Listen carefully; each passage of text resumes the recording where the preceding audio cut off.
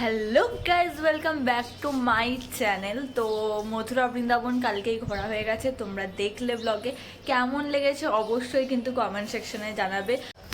দিনটা ছিল শিবরাত্রি, 8ই মার্চ, আর আমরা বেরিয়ে পড়েছি একটা মন্দিরের খোঁজে।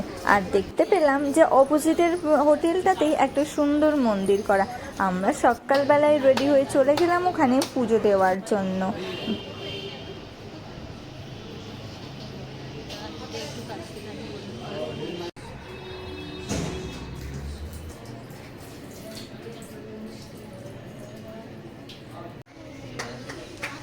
এখানে কিভাবে শিবরাত্রি করব সেটাই ছিল আমাদের সব থেকে বড় প্রশ্ন। যাই হোক, ঠাকুরের কৃপায় তো সবই মোটামুটি ভালোভাবেই হলো।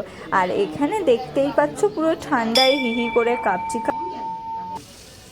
আমার জন্য একটু আর জল এখানে নিয়ে এসো। মন্দিরের আরতি দেখলাম।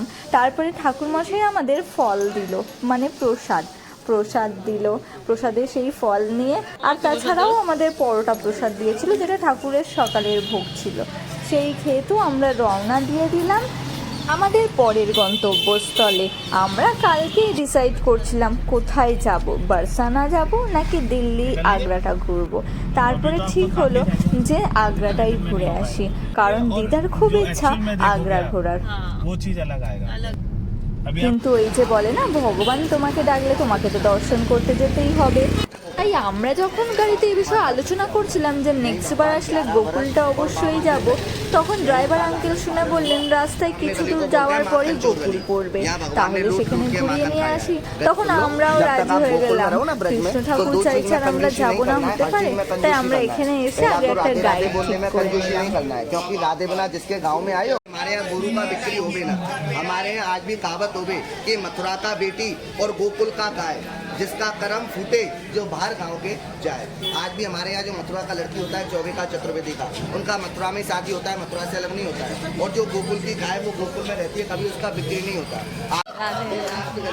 ये गली को बोले अंधेरी गली। कौन सी गली? अंधेरी गली। जो बब्बा बसदेव लाए ना रात्रि 12 बजे यमुना धारे धारे, पापी कंस दुष्ट कंस तू मेरे को की मारबे, तेरा मारने वाला ना। এটা হচ্ছে নন্দমোহন, যেখানে কৃষ্ণ ভগবান থাকতো। রাধে রাধে। ঘুরতে যাওয়ার শুরুটা বেশ ভালোই কাটলো। তাহলে চলো দেখা যাক আগে আগে কি আমরা ঘুরি। এখন যাচ্ছি আমাদের পরের গন্তব্যস্থলে, তো চলো, সঙ্গে কিন্তু থাকবে।